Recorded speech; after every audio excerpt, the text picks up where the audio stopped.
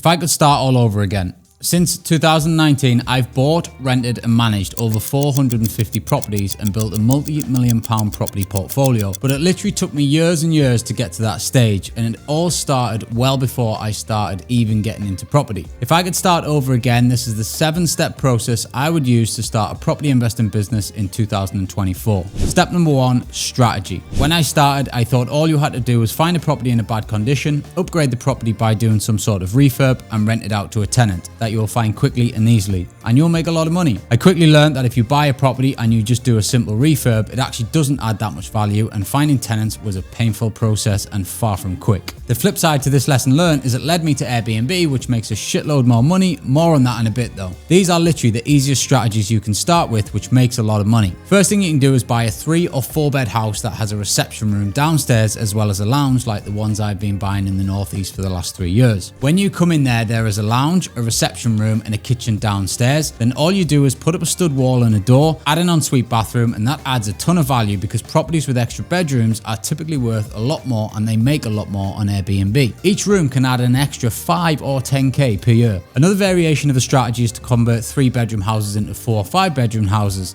Now, there are many ways to do it. I tend to keep it as simple as possible, but I have had great success simply by just taking the main bathroom, turning it into a bedroom, and then move the bathroom into another space which is smaller. It becomes more of a shower room than a bathroom, but again, it would give an extra bedroom, which would then add a lot more value. Next up, you can go into the loft and add 1, if not 2 bedrooms. Now, this takes a lot more time. So this is a 3-bed terraced house I bought during COVID. I turned the garage into 2 extra bedrooms with a Jack and Jill bathroom. Another fairly simple extension strategy that doesn't require much permission but will add serious value. I bought this for 95k as it had a very short lease on it. I extended the lease, which cost me 41k, and then the refurb cost was around 46k. So the entire cost of the project, including legal and taxes, was 185,421. After the conversion, we now had a 5-bedroom property and it was revalued at 240,000, meaning I had made £54,579 from this 4-month refurbishment.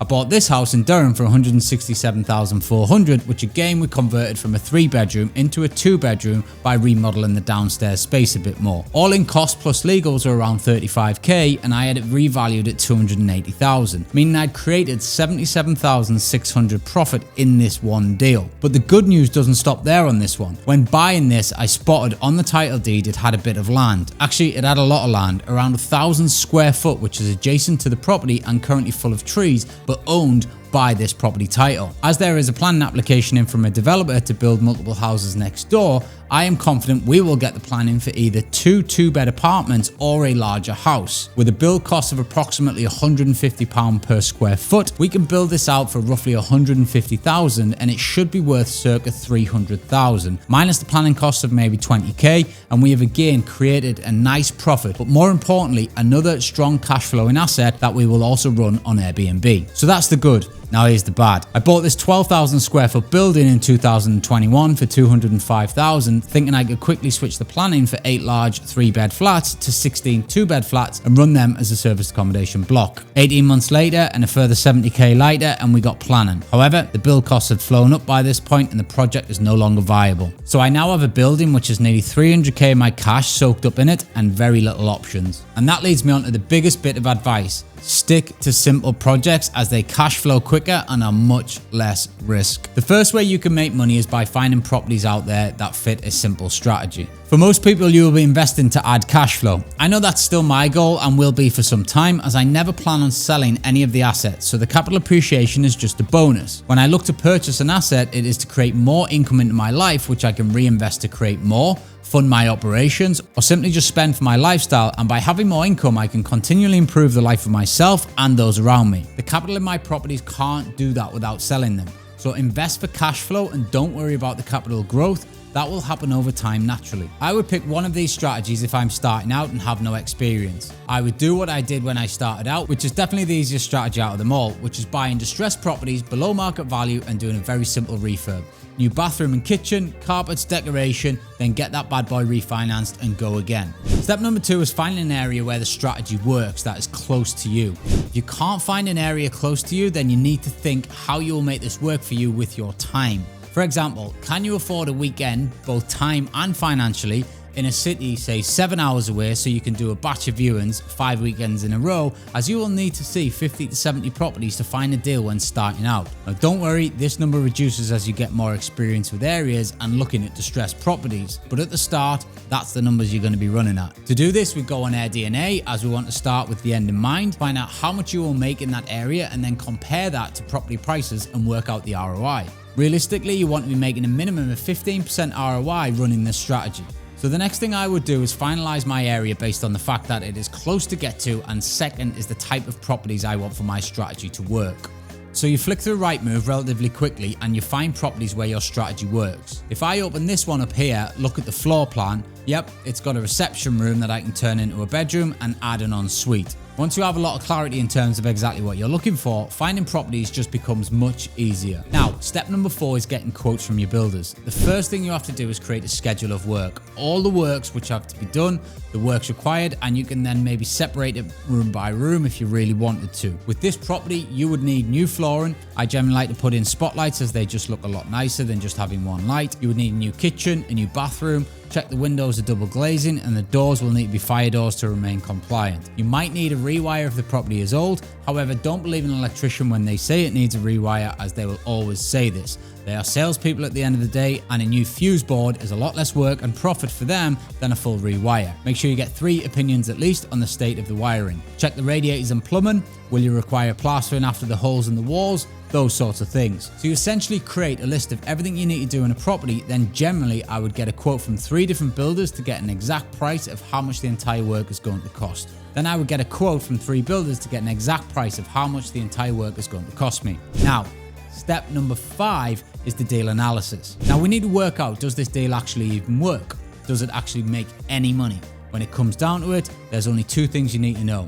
One is how much is it going to cost you to do the project, which we already know because we have a quote from our builder, and I would always add 20% onto that as a contingency. And 2, what is the property going to be worth once you've added the value? So I've got a video on this which shows you how to analyze the deal, which I'll link below, and it spends an entire hour going through exactly how to do this, but I'll just show you the quick way now as well. Go to Rightmove and click this thing here which says property sale history, and then there's a thing that says go to nearby sold properties. If you click onto this, then it will show you all the properties which sold within that area, and you want to go within the last year or so and select the same type of property that you're buying, i.e. detached, semi-detached, etc. Now you can see all the properties which are sold within that postcode. When you're trying to work out the end value, you generally look at up to half a mile radius, but the closer you can get the better. So I'll say within a quarter of a mile radius or even on the exact street. So at least that way we're getting properties which are as close as possible to the one we're looking at. The next thing to check is the property size and the condition it was sold in. Most of them have pictures from the listings when it was sold last, and also a floor plan, or even if it doesn't have a floor plan, you can flick through the pictures and generally see if it is a similar layout, smaller or bigger than the one you are purchasing. Now, like I said, I've got a 1-hour video on this which goes through different ways of finding comparables and different platforms that will really help you get down exactly how much it's going to be worth. Now what you have to do is work out what your goal is with the property. Are you going to hold this and once the value is added? Are you going to then refinance a property, which just means that once the property value has gone up, you get a new mortgage with a higher loan in order to get a lot of your money back? Or are you going to flip this property and try to sell it for a margin? The numbers will be based on what your end goal is with this particular property. My recommendation is you always refinance and run them as serviced accommodation units, as you will create serious amounts of cash flow and be able to buy more assets quicker. At the time of recording this, the average ROI for a landlord in the UK with the recent mortgage hikes is a pissy 3%. You have to be thinking bigger than this. So if you're trying to flip a property, essentially if you can make a good margin of let's say 10 to 20%, then that's generally considered pretty good. Some people will say I have to make at least 20% margin for that to be a good deal, but it doesn't really work that way. Like, your margin reflects how risky something is. If you were turning a 1-bedroom into a 2-bedroom, it's generally considered not that risky because you're not doing that much. All you're doing is moving a kitchen around. Whereas if you were buying a 12,000 square foot development and you're going to convert it into 16 flats, there's a lot more risk involved, as my wallet painfully found out. So the more complex the project is, the more of a margin you should have. The simpler the project is, you can generally get away with a less of a margin. Also, similar projects you can turn over faster, so it might make 20% on a larger project, but it takes you 2 years to complete, but you could do 4 smaller flips at 10% in the same period.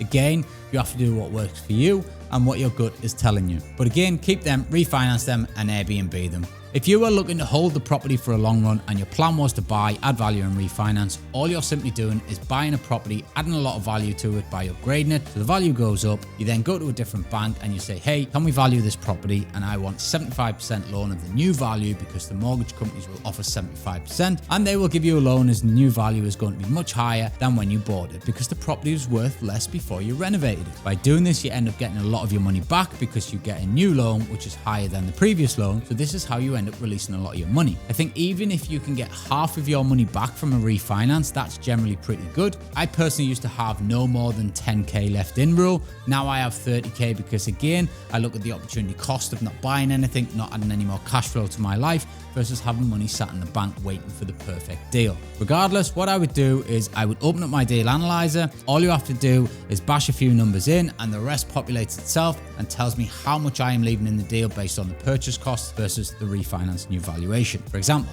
you typically tend to get a 75% loan to value and the rates are pretty much the same. So step number 6 is arranging the finance. As soon as I get an acceptance, I get an application into my bridging loan company as quick as I can. Time is money in this game. You have to act quick on everything you do if you want to maximize your profit. I buy them on bridge and finance, or sometimes I use private lending for the full amount as well. It very much depends on the deal and the liquidity position I have at the time, as I'm constantly investing. I hate money in the bank account. It is useless to me sitting there, so I always want to be investing. What bridging means is, imagine a mortgage for 12 months rather than 25 years, but it costs a little bit more per month, but you can get the funds quicker and you can pay it off at any time without penalties within that 12 months. Side note on this, if you're doing a refurb and refinance project, never take out a mortgage first. It might be cheaper, but it is much longer and it will cost you more by not having the property cash flowing sooner. Plus, this is not the right type of finance for what you're trying to do. I learned the hard way with my first auction property. I paid too much for it, so I thought I would save a few quid on the fees, but then it took me forever, so I didn't complete on the auction property on time and I got fined on that side. Total disaster, but hey ho, we live and learn. I will then do the property up, so I'll add bathrooms and modernize it so I can prove I've uplifted the value, and then you can work out if you want to hold the property for the long run and rent it out, or if you just want to sell the property and just flip it at that stage. I personally never flip anything. Refinance for me is like flipping it on yourself if you get it right, and you get to keep the cash flowing asset. Typically, you will get 70% loan to value with most bridging companies, although some do offer more. Step number 7 is offers. There's a lot of conversation about BNV, which just means below market value, that in order to make a deal work, you have to get it below market value, and then if you pay the asking price for a property, then that's not a good deal because, well, you have to get a discount. That can be true at times, but that's not always necessarily the case. What I think is more important is first working out what sort of profit margin do you want? How quickly do you want to move? I touched on that earlier about the opportunity cost of having money sat in the bank. For example, if I have a strict amount of money left in, I walk away from the deals that go over, but the property will make 2,000 net profit per month. Let's assume I didn't buy anything for a further 6 months. That's an additional 12k I could have actually left in that property and still be in the same situation. In fact, I'm in a worse position as I haven't owned the asset for 6 months and had the capital growth. I think you have to look at every deal on its own merit and also the position you're in at the time. For example, I had a few cheaper deals come through that I know I can turn around quickly and not get much money tied up. So I've done them even when I knew I needed the funds to purchase bigger projects. Balancing your cash flow between projects is an art in itself, and if you would like me to do a video on that to show you how to maximize every penny, comment art below, and enough people do, I will make the video. Once you're agreed, the estate agent will get in touch with you and they'll ask you to send the detail of your solicitors who's going to be dealing with this exchange, and so you'll simply pass on your solicitor's details. If you don't have a solicitor and you're looking for one, ping me a DM on Instagram and you can get in touch with mine. You will send your solicitor's detail to the agent will then get in touch with the solicitor and they will essentially start the conveyancing process, which is basically the buying process. By the end of that process, you end up owning the property and completing on that transaction. So if you follow those 7 steps, you can quickly work out your strategy, your area, the type of deals you're looking for, how to find them, and essentially how to start a property business in 2024. This in-depth training program will teach you how I went from a job I hated with no property experience and knowledge to building an £8 million property portfolio and counting, as I ain't stopping anytime soon. Like with any success, part of this is just pure luck and the other part is strategy. And in this course, I've covered everything you need to build a successful serviced accommodation business. Don't forget to share this with at least one person who will find it valuable, and if you have any questions at all, pop them in the comments and I will answer them personally. Until next time, take care.